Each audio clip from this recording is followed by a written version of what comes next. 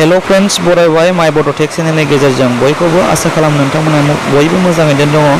दायो नोंथांमोननि थाखाय मोनसे भिडिअ शेयार खालामनो थाखाय भिडिअ बानायलायबाय।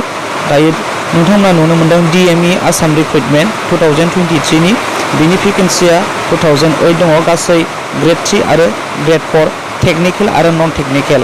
दायो नोंथांमोना बेखौ एप्लाइ खालामगासिनो दंमोन जाय नाथाय नोंथांमोना सोरबाया एप्लाइ खालामनो हायाखैमोन मानोना सार्भारनि गोबां प्रब्लेम जादोंमोन, प्रब्लेम इशु जादोंमोन।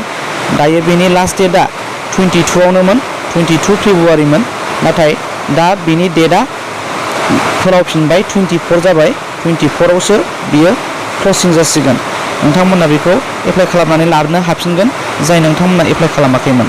नोंथांमोना बेवहाय जुदि सार्भार प्रब्लेमनि दारै एप्लाइ खालामनो हायाखैबा नोंथांमोना खालामदो। बिनि भेकेन्सिखौ जोङो नायबाय थालायला, भिडिअआ गोबां गोलाव जागोन। नाथाय बिनि डेटखौ बेवहाय नायदो नोंथाङा बारायनानै होफिनबाय 24 फेब्रुवारिसिम नोंथांमोना सानसेसफोर दंसै। दायो नोंथांमोना एप्लाइ खालामनानै लाफिनदो जाय नोंथांमोना हायाखैमोन सार्भार प्रब्लेमनि थाखाय। दायो बिनि भेकेन्सिफोरखौ जोङो ओरैनोब्लाबो एसे नायनो हागोन। दायो नायदो टेक्निकेलाव ग्रेड 3 बेवहाय पस्टआ दङ 1031। बिनिफ्राय गाहायाव दङ नोंथांमोना नायनो हागोन ग्रेड 3 नन टेक्निकेल बेवहाय 320 दङ बेवहाय पस्टआ।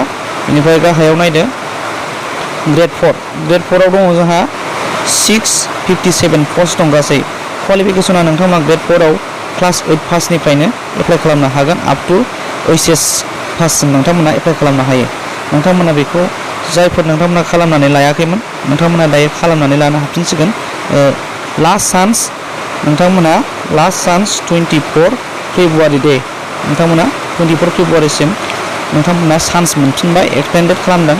अब्ला नोंथांमोना एप्लाइ खालामाखैब्ला खालामनानै लादो। लोगोफोर नोंथांमोननि थाखाय मोजां खौरां। बाय बाय लोगोफोर, थेंक इउ।